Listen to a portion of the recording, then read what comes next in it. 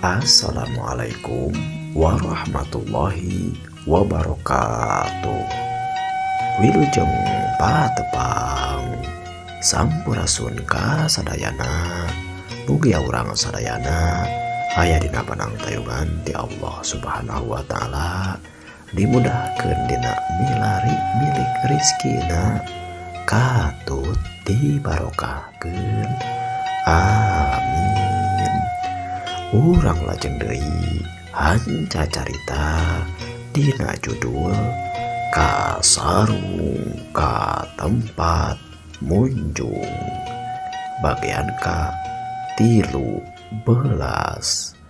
Mangga ka sadayana caraketan.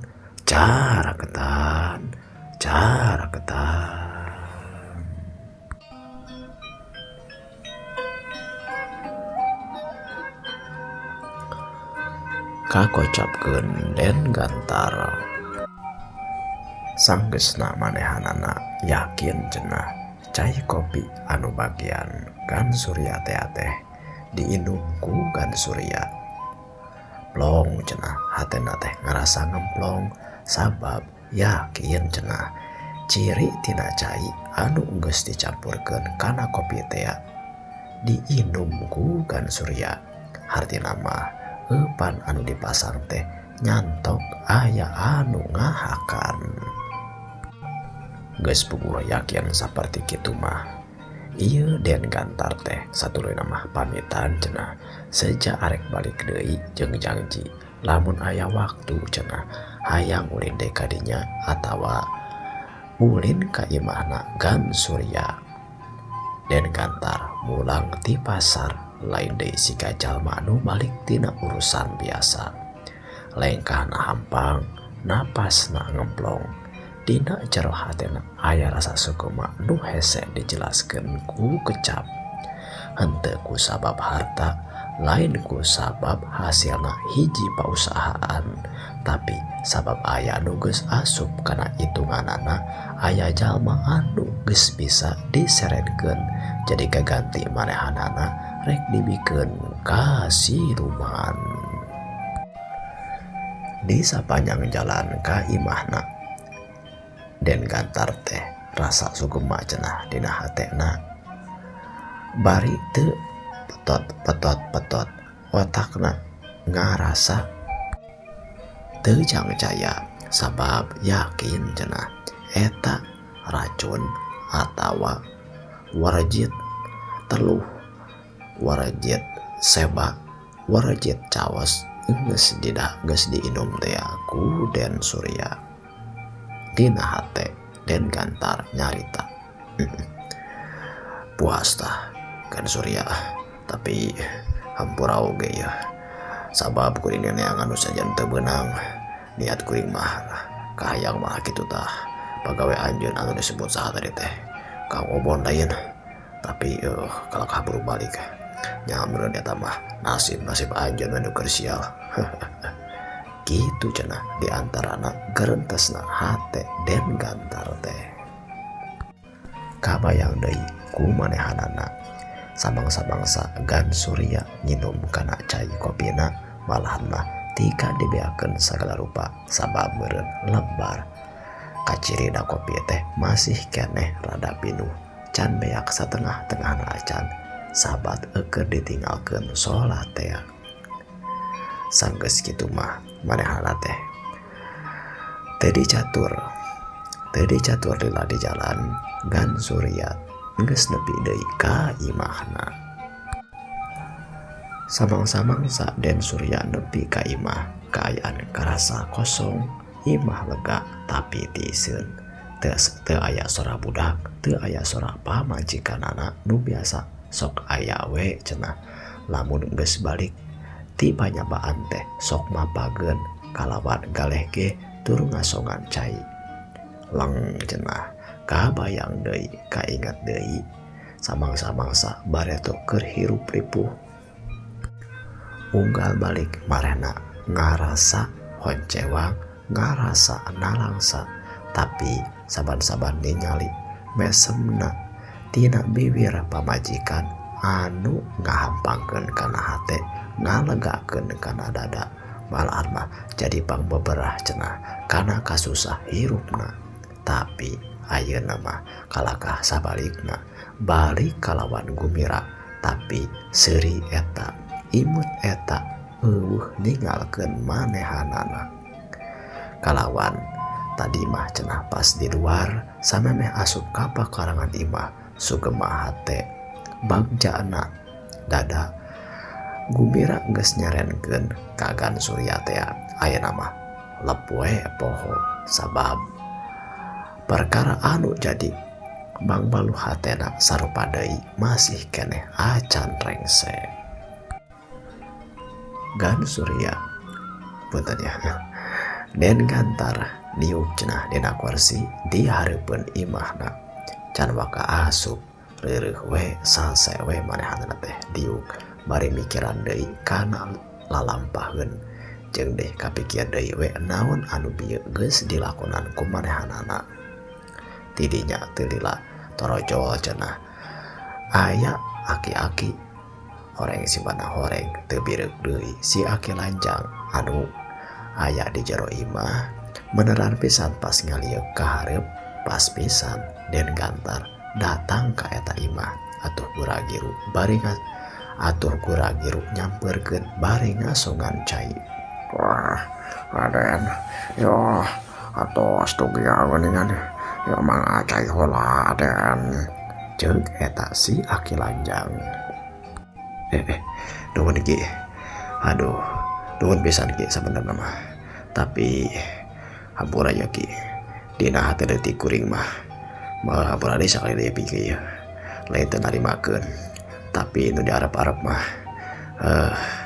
pamajikan kuring anu datang nyampeurkeun bari ngasungan cai teh. Laras pisan Raden kedah nama sapertos kitu. Tapi jika nama moal wakat tiasa eta teh. Nah kitu Ki. Umar ge samangkatna Raden. Wah, tadi anjing kira-kira wanjir rumangsang. Si juragan istri teh dongkap ka dieu. Malihan mah nyana kangwan. Kalawan aya kena dua tasna. Malimahan sareng si Ungsu. Jeung si Den anom si Nyai di canak acukna teh. Wah kita ditaros Den cing teh bade angkat deui nah bade mulih ieu teh. Ari saurna teh bade mulih cenah ka itu. Kasepuhna dilamur pentas. Naon maksudna eta teh Ki? Ari nyarioskeun ka aki mah. Nah, teu kedah diteang saurna teh. Hoyong niskeun heula hate. Hoyong nyacegeun heula pipikiran. Sabab geus kesal ka Aden cenah. Ayeuna mah Aden teh benten sareng Aden anu kapungkur kitu saurna mah. Aduh. Den Surya manehanana anu asalna cengkat teh lagedai langsung nyarandekeun awakna kana panyeramean tina kursi jiga nu seungah nyang hareupan eta kaayaan. Satuluyna teu lila tidinya Den Gantar. Satuluyna nyarita. Kemaila tuh ari karep saperti kitu maki ngan kuring teh geus lapar ieu teh Ki ya. Nah geus sadia kadaharan Ki. Atos Aden eta teh. Ari kadaharan mah tos nyampak. Kuring hayrek panghandetkeun lamun geus tiis, tapi lamun masih kena handet mah kembailah. Aki mah reureuheun heula we. Kuring hayang kacai lah terus hayang barang dahar. Nyakinya. Hampura ya Ki ya. Di utuh eta ku kuring beunang. Wah, teu sawios Aden. Nampun padamelan aku ya tamah. Ceuk Ki Lanjang melong we. Samangsa-mangsa Den Gantar nginum kana cai nu diasungkeunana tuluy hanyat. Muru asup ka jero karep cenah arek ka cai. Dosa tuluy nama Den Gantar teh sanggeusna ka cai mah celebak cenah manehna teh dahar bari rada cuman cemen sabab berenang teu nafsu ngarasakeun kaayaan di imah anu teu hegar teu mata ngeunah kana hate. Kagocapkeun dina kaayaan beutingna Den Gantar teh cenah. Kalilirkeun deui dina sarena hudang kira-kira liwat tengah peuting. Dina eta kaayaan peuting samemehna manehanana sare teh kaayaanana teh ngimpi ditepungan ku Ki Baralak yen tak cenah ieu pamunjunganana ieu panyebana henteu ditarima ku siluman, henteu bisa dicokot ku siluman. Korejat cenah Den Gantar teh ngorejat ngalanyepan deui kana eta impenan. Bener gitu ya impian teh. Tapi lamun ngadengekeun carita Kang boleh dah Kang Ubed Den Ubed cenah teh dina impian manehanana mah saban-saban geus masrahkeun sama model kieu teh langsung ditarima. Tapi kuring mah jika ditolak dengan ieu, aduh boa-boa ya. Aing kudu neangan deui wadal nu sejen sabab kaganti caos teh teu katarima. Aduh ku aya we ieu teh. Kasaha atuh neangan deui. Kitu cenah pikirna Den Gantar teh samangsa-mangsa manehanana ngahulang ngalenyepan kana eta impian. Singket carita dina kaayaan isukna kuat cenah manehana teh indit ka imahna Gan Ubed ngaritakeun impian. Malahan mah kaayaan di leuweung pasir oge di gunung pasir oge dicaritakeun kitu kieuna. Satuluyna Gan Ubed teh nyarita kitu nya lamun saperti kitu mah anjeun dina impian teu ditarima kitu nya kana bener teu ditarimana wayahna we atuh naonnya istilahna mah neangan deui. Tapi supaya lebih ngeyakinkeun coba sahulanan peuting ayeuna jeung peuting isukan mah sok ngimpi deui henteu. Lamun ngimpi deui anu sarua 3-3 kali bener berarti eta panyebati anjeun teh teu ditarima. Kitu cenah ceuk Gan Ubed teh. Ngadengekeun kekecapan ti Kang Ubed, Gan Ubed saperti kitu Den Gantar satuluyna nyarita. Atuh nuhun pisan Kang ya. Kuring geus dipasihan pungmulungan. Hares pisan eta teh.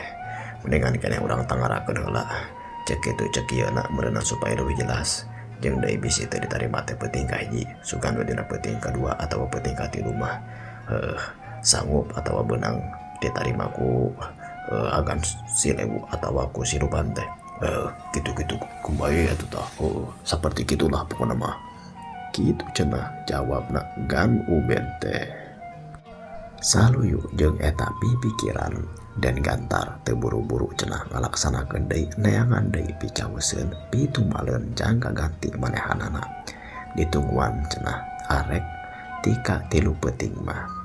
Dina peuting kadua jeung peuting katilu. Dina ujaring ieu carita dicarioskeun yen Den Gantar teh ngimpi anu sarua dipanggihan ku Ki Palang yen eta Ki Palang teh nyaritakeun panyeba atawa caos anu dipasrahkeun ku Den Gantar teh teu ditarima, teu bisa kacokot ku siluman. Dina poe anu katilu dina kaayaan isukna Den Gantar teh geus saged deui weh dangdan karep cenah arek neangan deui picaweseun pitumbaleun jang kaganti manehanana sabab yakin cenah dina kaayaan 3 peuting nu noron turut-turutan geus noronnya. Dina kaayaan 3 peuting noron ngimpi sarua dina kaayaan nu sarua kalawan kekecapan jeung inti beja anu sarua yen tak wadalnya teu ditarima teh. Niat ayeuna Den Gantar teh rek neangan deui pitumbaleun. Singket carita ieu Den Gantar teh geus init deui cenah ti imahna. Ayeuna mah muru ka tempat nu sejen. Mun kamari mah ka belah wetan keur saban-saban neangan tumal anu papangi ka toko tempatna Gan Surya teh. Ayeuna mah manehna karep cenah arek ka belah kulon. Sugan we di belah kulon mah aya Pangih jeung jalma sial. Di sapanjang jalan manehna rada mikir. Nah, aya naon kitu ya Gan Surya teh. Tapi dina pikiran kuring mah mantakan manehanana ayeuna beunghar sakitu. Babari dina usahana model kitu. Tangtu manehanana ge lain jalma nu sabongbrong. Jeung deui katingalina malaket kana ibadah. Nah mungeun kitu si Ruman ka jalma anu getol kana ibadah mah kasaksian ku aing. Keur harita ngamanoran nu gawe keur ngarehab tokona. Manehanana teh sok taralat kana ibadah. Malahan mah kos baheula we aing kana salat duha oge. Tika getol ayeuna we aing teu mikiran nu karitu teh. Sabab jadi syarat karena aing arek ngabaturan atawa ngarejengan ka si Ruman. Baheula mah kuring teh kaasup jalma anu gatol. Berenannya mantakan kitu oge. Ieu Gan Surya teh kaasup jalma anu getol kana ibadah. Jadi si Ruman ge teu beukeuyeun. Paingan atuh paingan ceki palang. Ulah ti karek ngawadakeun pamajikan aing oge. Sabab meureun ki palang oge sadar yen pamajikan aing ge kaasup jalma anu gatol kana ibadahna. Pantas ari kitu mah. Berarti ayeuna aing kudu neangan jalma anu yasa santeuna meureunan jalma anu teu getol kana ibadah. Mun aya mah ku aing ek neangan jalma nu baragajo we sakalian. Ameh pasti ieu racun atawa ciciri cai karamat anu geus dikemitan sapeuting jemput teh ya. Bener-bener mati ka jalma anu baragajo mah ya. Heulah mun teu salah di belah kulon aya tempat pamainan mah bener mending kadinya we lah. Kitu cenah di antara pikiranana Den Gantar teh. Kakocapkeun di hiji tempat disebutna teh pasar hayam. Tidinya lain pasar tempat ngajualan hayam, tapi tempat anu sok dipake ngadu hayam. Jalma-jalma geus balawiri we bari mawa kana hayamna sewang-sewangan. Malahan mah katingali cenah aya kana 4 pakalanganana tempat anu sok dipake ngadu hayam. Sabiasana mah eta tempat teh osok dihindarkeun ku Den Gantar mah. Sabab baheula mah kaasup jalma anu getol teh laket kana ibadah sok ngajauhan kana tempat-tempat pamaksiatan. Tapi sataun ka tukang manehna teh rada remen ulin ka tempat eta. Kahiji sok aya perlu cenah nepungan ka jalma anu arek nyewa kana jasana nyaeta nyewa kana jasa kontrak bangunan. Naha ngarobah imah, naha ngarehab toko atawa jeung sajabana. Kadang-kadang aya cenah 2 atawa 3 kalina sok ngawarangkong di tempat eta muguhkeun kana hiji perkara di tempat pamainan saperti kitu. Di hiji jongkok warung anu pernahna aya di wewengkon eta pasar hayam teh. Den Gantar teh diuk weh cenah di eta jongkok warung teh nu sok nyadiakeun kopi. Satuluyna manehanana pesan kopi ka si Mamang tukang warung. Sanggeus kitu mah bari nalingakeun nempokeun kana kaayaan di eta pasar hayam teh. Den Gantar kopi we bari pelenyun ngudud kana rokona. Teu lila di dinya saurang nonoman dina pabeungetan anu rada kusem jika anu keur kararesel.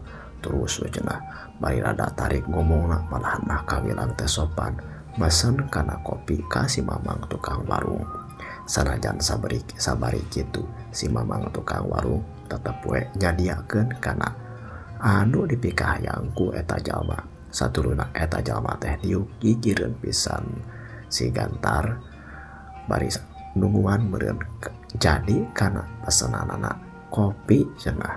Bangun ngeunah dina kerkayaan rungsing kitu lamun ngopi bari udud heula. Aduh kuaya aya we ieu teh we. Poe ieu masa sial-sial teuing. Mawa ayam satilu-tilu kabeh kalak abangkar kalak angadona lompatan teh kali sing sadikeun sagala rupa ku anu jadi saja nu jadi kurang ajar coba eleh coba diledek pajar ke ayam kabiri cenah kurang ajar aing kudu dengan ayam ka mana deui atuh sabab aing aduh coba rugi deui coba ayam malodar deui coba deui duit beak deui ceuk eta jalma ku kudu sorangan we dikieureun si Gantar teh. Aduh kurang ajar deh bayang kacai deh mamang tukang warung sadiakeun kopi teh ayo yang kacai heula yeuh. Si mamang tukang warung tengah jawab manehanana teh melong we bari ungleuk satuluina eta jalma teh leosna ini tinggalkan eta warung karep berenang arek ka tukang neangan zaman hayang kacai teu lila tidinya srong cenah eta si mamang tukang warung teh nuna kopi kieureun pisan gelasna kopi Den Gantar bari nyarita ujang upami Den Murgani nanoskeun kopina carioskeun we ieu tapi upami ieu mah ku amang ge wios ngan bede naroskeun ka ujang ku amang disimpen di dieu nya ceuk eta si mamang tukang warung bari leos cenah manehanana mah ini deui ka jero warung diuk weh dina tempatna sakumaha biasana. Yang hareupan kaayaan saperti kitu langsung weh datang kana otakna Den Gantar rek ngalaksanakeun cenah paniatanana neangan seba neangan picaoseun teh satuluina kuliweuh cenah manehna teh kuliweuh naon atuh ya kuliweuh benernya ya ku siwal ini ya satuluina Den Gantar ku siwal cenah nyokot hiji perkara tina jero bajuna sarupaning botol leutik anu geus diasupan cai meunang tirakat meunang gemitan anu arek dijadikeun ciri panyebana teh sanggeusna nalingakeun cenah kaayaan tukang warung anu eukeur meleng malahan mah geus dipastikeun eueuh jalma anu nalingakeun ka tempat eta langsung cenah eta kopina jalma anu teu wauh teh anu cenah teh ceuk tukang warung mah ngaranna teh Den Murgani. Si Gantar teh langsung we ngasupkeun kana cai campuran cai tirakat kana kopina Den Murgani. Sanggeus kitu mah ku siwal deui diasupkeun cenah eta botol sesana teh terus diuk we sakumaha biasana.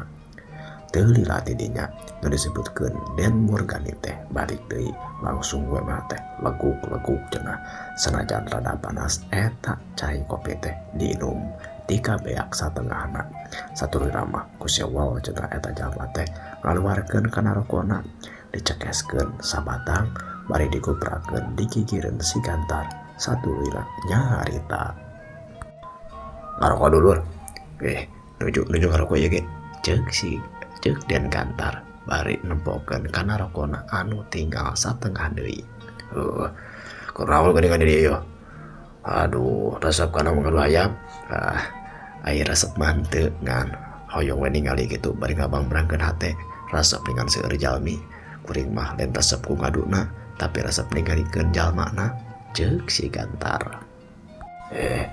Jika jalma tukang dagang atuh jika jalma anu bisnis lamun aya karyaan karamean teh lain resep ku karyaan atawa karameanana ku acarana tapi resep ku seueur loba jalamana sabab beureunan payu lamun dagang teh eta tadi maksud teh kuring teh keur nalingakeun kira-kira lamun di tempat saperti kieu lamun kuring dagang naon kitu tah jang ceuk Den Gantar ngujangkeun ka jalma anu aya di gigireunana sabab katingalina mah bangun mah cenah sahandapeun ti manehanana.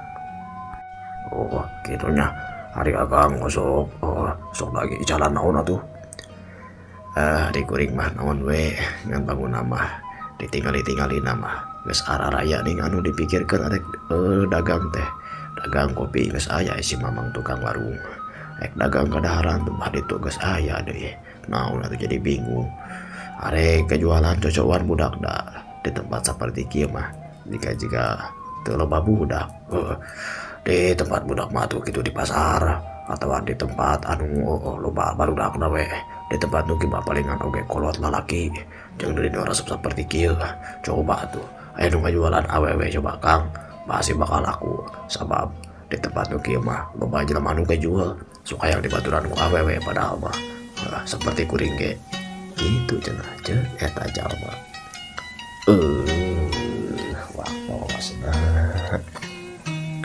Waktosna parantos cekap kamu episode nu ayeuna kumaha lajengan caritana mengajak di atos wae dina video-video saterasna. Wilujeng patepang deui permi